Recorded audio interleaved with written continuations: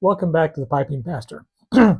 Well, today I'll be doing something a bit unusual for my channel. In any case, I will be trying a new tobacco and giving my thoughts. So, not necessarily a review per se. This will not be an in-depth analysis of all the various different flavor profiles. I am not Jim Inks, but I saw this when I was doing a tobacco order recently and thought, I'm going to give that a go. So, it is, there we go. Squire Secret number 55. This is 55-1. And I was ordering some tobacco from the Country Squire. I was getting some more King's Highway, formerly King's Foil. And then I also had to get some Pirate Cake and Haunted Bookshop because I was out of Haunted Pirate Ship. And as I was looking through some of the other stuff they have there, Cowboy Coffee and other stuff, I saw this and I was like, oh, that's interesting. It's a secret blend. So they still have kind of a descriptor on there. It sounds like a Virginia Burley mixture with some Cavendish in it. But the idea is that they don't tell you what's really in it, and they want people to do reviews. So if you order this and then do a register review and let them know, then they give you free shipping on your next order from Country Squire. So I'm not going to be doing that, but I thought, well, you know what? I've never really done tobacco reviews kind of like this before. Might be a good time to do it the first time. So all the experiences of this, you and I will be having together. So start with the bag note. I haven't even smelled this yet. So, whoa, wow, okay, man, that's intense. What's that? I've had I like the Virginia Burley and the Virginia Dark Fire Kentucky mixtures from Country Squire, and I've talked about them before. This does not seem like that. This has the Virginias here are really prevalent, and that's I don't think there's any Orientals in there, but there's a note there that kind of gives me that idea, but definitely some strong citrus.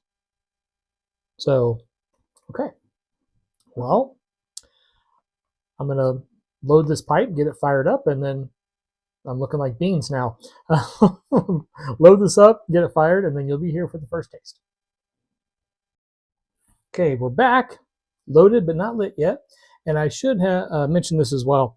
The moisture is really rather moist. The Country Squire typically does a ribbon cut on most of their blends, and this is really fine ribbon. It's almost like a shag, and it's moist. It's moister than I would have thought. Typically, their blends also, the moisture content is about perfect. This could probably do with some drying time. However, before I loaded the pipe, and to be honest with you, I got this in the mail like 3 days ago. I've been waiting to try this, so I've waited long enough. Better a patient man than a warrior, one who controls his temper to one who takes a city. The wisdom of Proverbs, and it will not apply here because I'm lighting up anyway.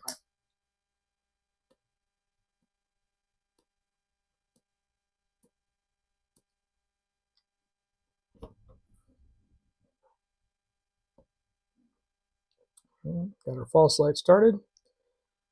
Tamp down here a bit, and we'll get it going. Get it going a bit better. And again, this is really rather uncharacteristically moist, so we'll see what the relight situation is like.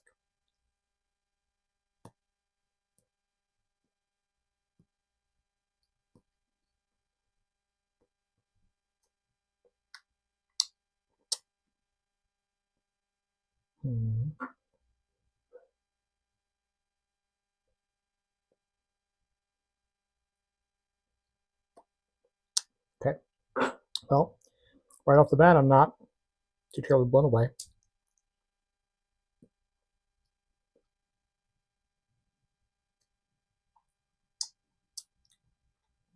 Okay.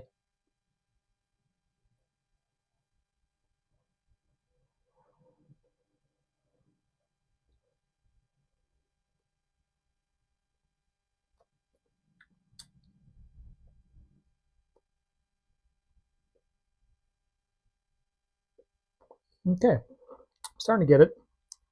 Again, way too moist. This is already, I can already tell in the first couple drags. I should have been patient.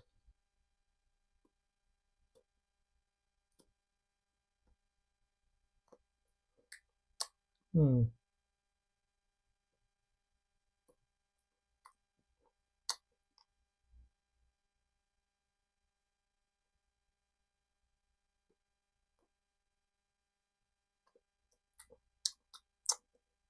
No, it's not bad.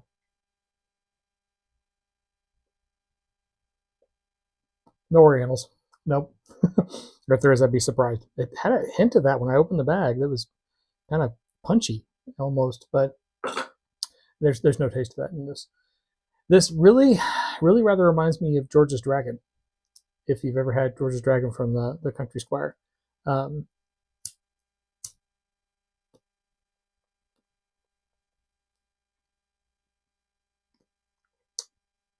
which is a good blend.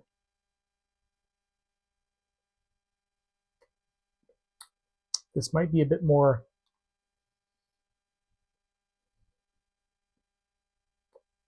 This has more Virginia flavor than George's Dragon.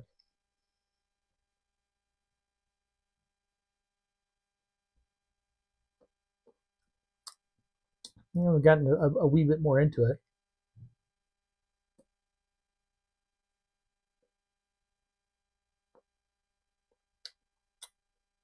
It's actually pretty tasty. It's actually pretty good. One of the things I really like about the Country Squire blends, George's Dragon, King's Highway, I like the Virginia mix that they put in there because I do enjoy Virginias, uh, but bright Virginias sometimes get bitey for me, and I have a complex relationship with Virginias. Bright Virginias sometimes bite me, but the deep dark Virginias, the I'm not a huge fan. The uh, and I never had McClellan tobacco. I've never smoked McClellan tobacco, but I understand from the descriptions I've seen and heard that the Virginias there were especially poignant, like in that vinegar, uh, sweet vinegar kind of flavor profile. And I'm not a huge fan of that unless it's mixed really well. But the Country Squire seems to get the Virginias just right when they blend the Virginias and when they mix them with other things. They seem to do a really good job. So it's not like just a big mouthful of like bread and hay and things like that.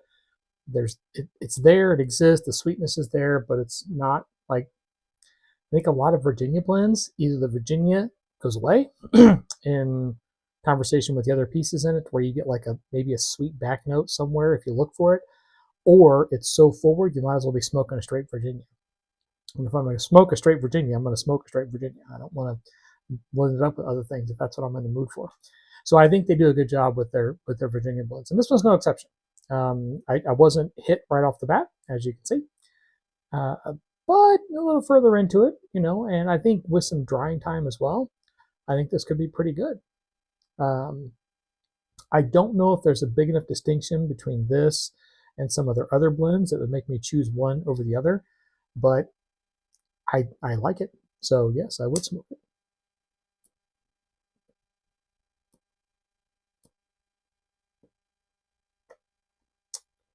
Yeah. Sorry, I do not have a rating system like 3.4, 5.0, whatever. I just tell you I like it or I don't, and why I like it or I don't, what the points are that I get out of it, and then you can make your call whether or not you want to have some. But I think it's definitely worth a go. I think they're out of stock right now, so they may all have been bought out because everyone's trying to try the new thing. But yeah, I mean, if it comes back in, I think it's worth your time. But getting back to our regular content, poetry in the Bible. I told you I'd get back to it, so I don't want to be a liar. Um, the name of this blend, of course, is Squire Secret. As I said, and so it made me think of having secrets, right? And what the Bible has to say about that. And of course, the Bible's not too keen on that idea. Your sin will find you out. It's kind of that thing that all things in the darkness will be brought to light. And I got to thinking about that because people do carry a lot of hidden sin. People carry a lot of sin on their souls. And some people may make the argument that you can carry that to your grave, that you could have done something horrible and never told anyone, and you just carry it with you. So it didn't come to the light. But the truth of the matter is, it really does, because the light, of course, is God.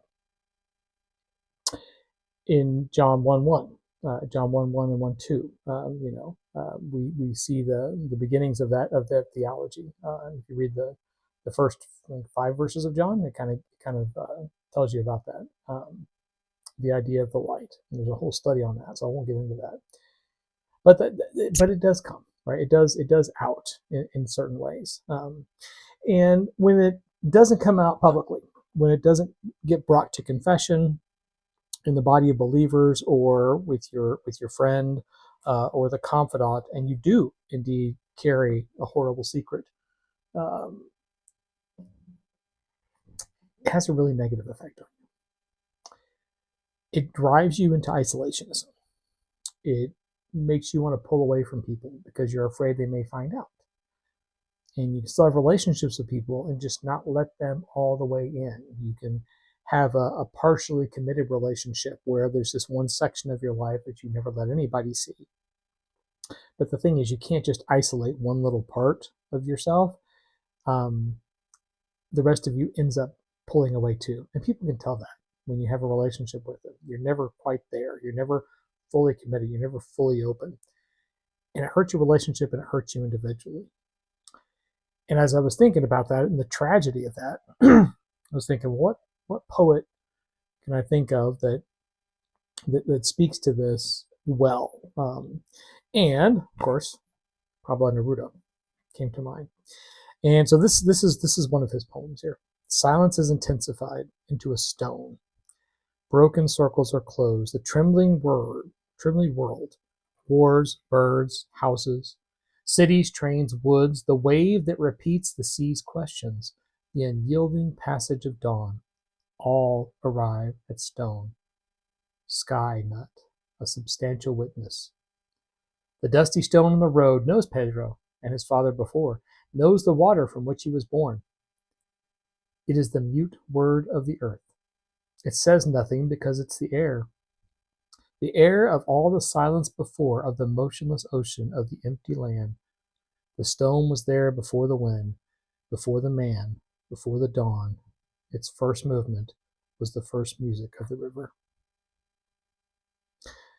Now, the reason I chose that poem is not, the subject matter is great, but it's the observation within it. It's the position of the poet. A lot of times when we read a poem, we think, okay, what's the poet trying to say? What aspect of reality or humanity is the poet trying to exemplify? And this one struck me because it made me think of the poet's position, the poet's mindset, where the poet was.